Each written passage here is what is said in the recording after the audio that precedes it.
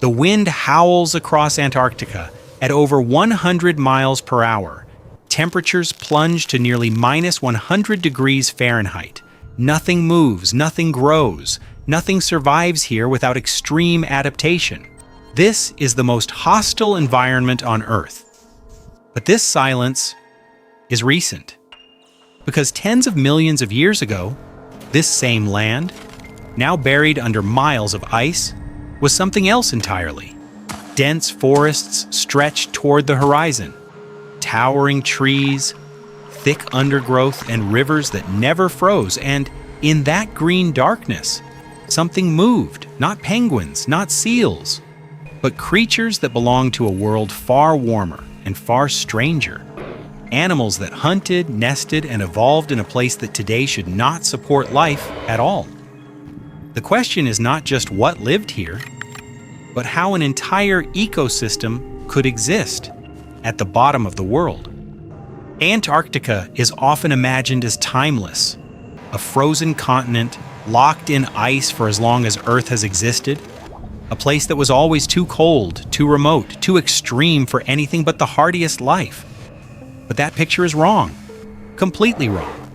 And the proof of that was buried under miles of ice. Because Antarctica was not always isolated. It was once part of something much larger, a supercontinent known as Gondwana. At one point, this land wasn't at the edge of the world. It was part of the center. And more importantly, it wasn't cold. 50 to 90 million years ago, global temperatures were dramatically higher. There were no polar ice caps. Sea levels were hundreds of feet higher than they are today. And Antarctica, positioned farther north than it is now, sat inside a warm, temperate climate zone. No ice sheets, no endless white, only green. Dense forests stretched for thousands of miles. Ferns, conifers, and early flowering plants layered over each other in thick, humid growth. Rivers cut through the land and never froze. This was not a frozen wasteland. It was a living system. But there's a problem even then. Antarctica wasn't normal, because for months at a time, the sun disappeared. No sunrise, no daylight, just darkness, stretching across an entire continent. So whatever lived here wasn't just surviving warmth, it was surviving something far more extreme. A world where half the year, the energy that supports life simply vanished. And that changes everything. That creates a problem, one that shouldn't be survivable, because every ecosystem on Earth depends on the same thing, a constant flow of energy from the sun. Plants capture it, animals consume it, predators feed on them, energy moves continuously. But in ancient Antarctica, that flow didn't exist. For months, the sun never set. 24 hours of uninterrupted light. The forests didn't just grow, they exploded. Plants absorbed energy without pause, storing as much as they possibly could. But then, the system flipped. Completely. Darkness. Not for hours, but for weeks. Sometimes months. No sunlight, no photosynthesis, no new energy entering the system at all.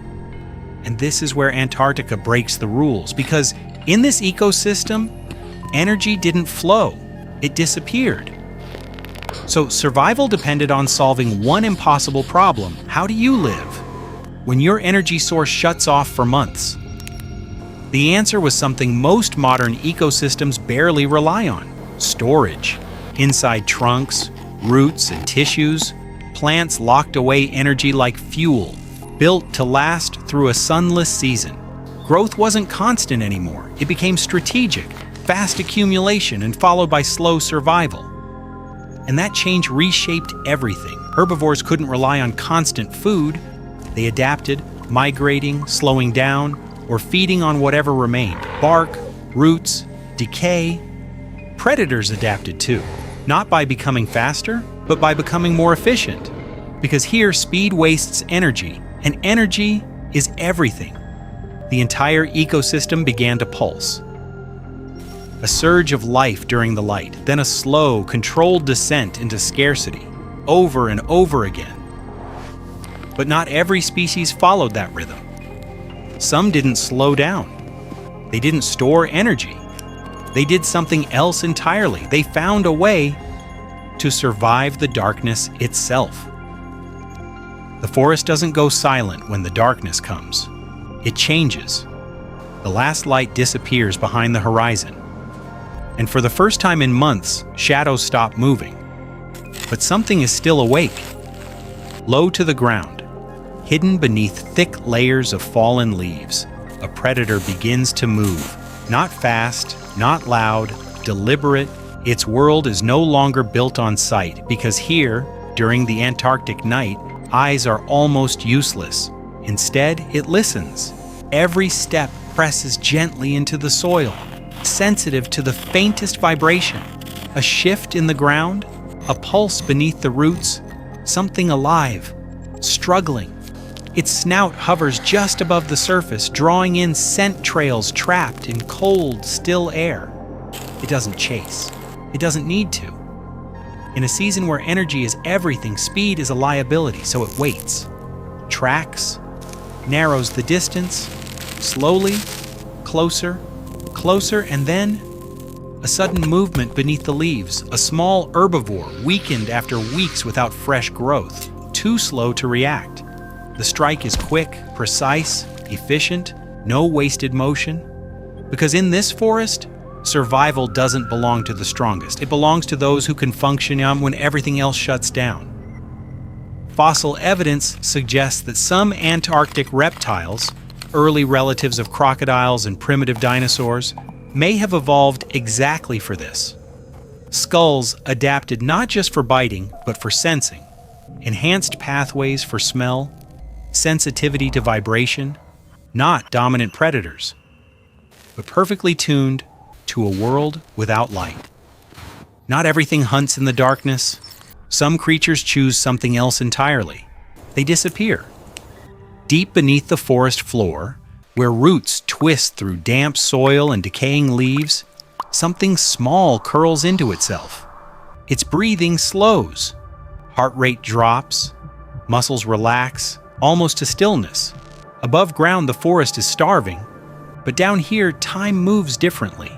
This animal, small, warm-blooded, covered in primitive fur or feather-like insulation, isn't trying to survive the darkness in real time. It's stepping outside of it. For days, then weeks, it barely moves, burning only what it must.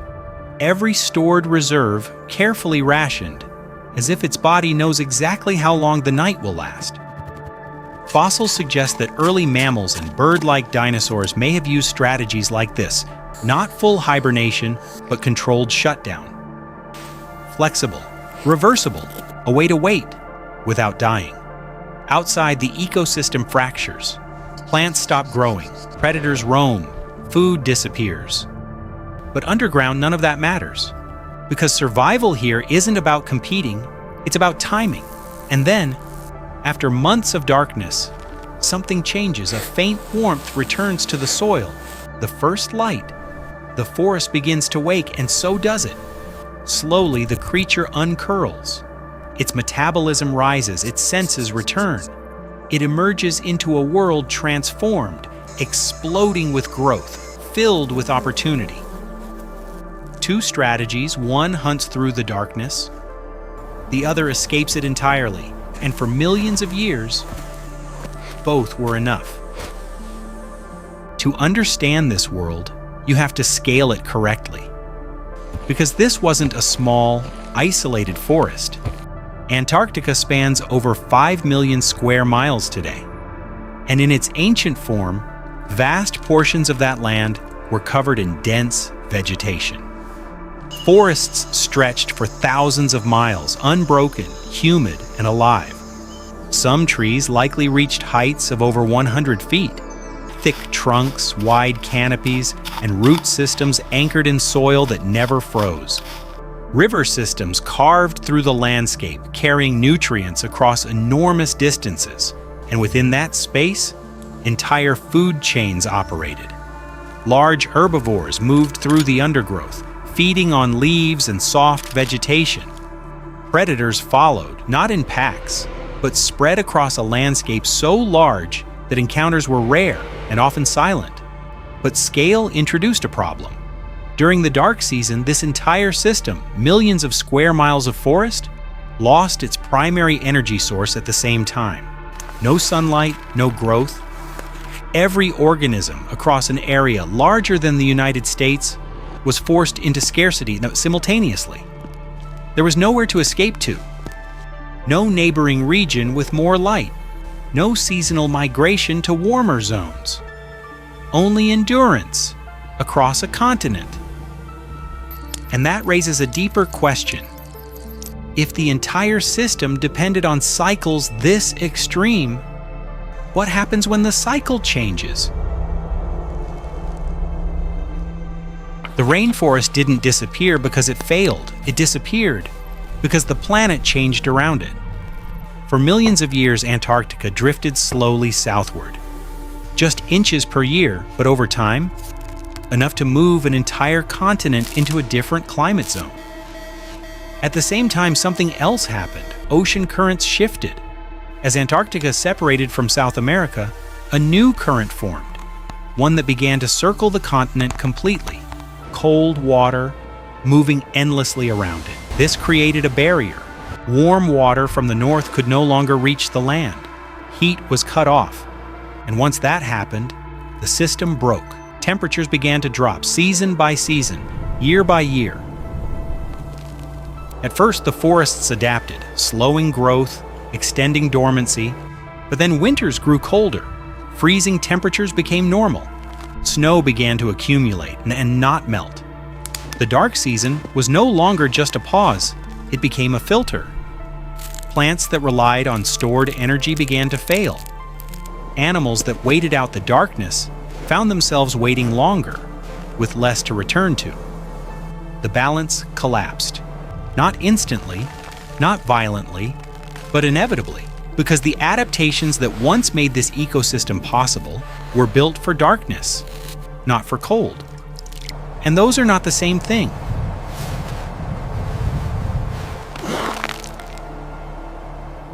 As temperatures continued to fall, the collapse didn't happen all at once. It unraveled, layer by layer. First, the tallest trees, species that depended on long growing seasons and continuous water flow, began to die off. Their structures, once designed to store energy, couldn't withstand repeated freezing.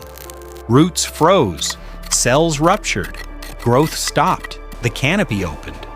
With fewer trees, less moisture was retained in the air. The forest began to dry out, even as temperatures dropped. Then came the undergrowth. Ferns and low plants, which once thrived in stable shade and humidity, faced exposure, both to cold and to sudden temperature swings. They vanished in patches, and with them, the herbivores. Animals that relied on soft vegetation found fewer and fewer food sources. Some migrated north, following shrinking zones of survivable climate. Others didn't move fast enough. Predators followed the decline, not because they couldn't survive the cold, but because their prey was gone. What remained was not a forest, it was fragments, isolated pockets of life, scattered across a continent that was becoming increasingly unrecognizable. And eventually, even those pockets disappeared, replaced by ice, miles thick, permanent. An entire ecosystem built over millions of years, erased not by a single event, but by a slow, unstoppable shift in conditions it was never designed to survive. There's a tendency to see this as distant, an ancient world shaped by forces far beyond anything we experience. But the mechanism is familiar. The Antarctic rainforest didn't collapse because life stopped working. It collapsed because the conditions it depended on shifted, just enough to break the balance. Every organism there was highly adapted. Plants could store energy through months of darkness. Animals could slow their bodies, endure scarcity, or hunt without light. individually they were resilient, but collectively they were fragile, because all of those adaptations were built around a specific range of conditions: temperature above freezing, predictable cycles of light and dark, a stable flow of energy through the system. Once those boundaries moved, even slightly, those same adaptations became limitations, and that pattern is not unique. Modern ecosystems operate on similar constraints. Forests, oceans, even human systems depend on narrow ranges of temperature, timing, and resource flow. We don't experience months of total darkness, but we rely on predictability in the same way: growing seasons, water cycles, stable climates. And like the ancient Antarctic forest, those systems are not designed for rapid change. They don't fail immediately. They adjust. They stretch until they can't. Today, Antarctica is silent.